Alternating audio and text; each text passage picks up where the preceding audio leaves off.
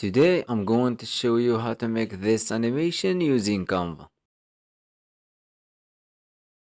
Go to Canva and choose Video, Landscape Video, and click Zone Page and increase the size of this timeline and click this plus button, click blank and decrease the size. Let's make 2 seconds and change the background color to any color you want. Let's make pink and let's use these images. Let's start with this one, place it in the middle and make 2 seconds as well.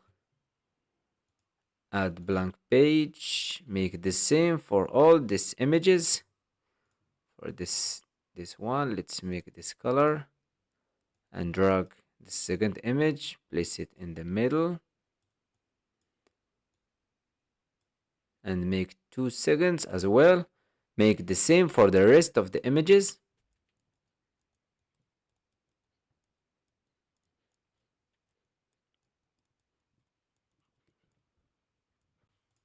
And now click on the first image, go to animate and choose pop and decrease the speed to the minimum.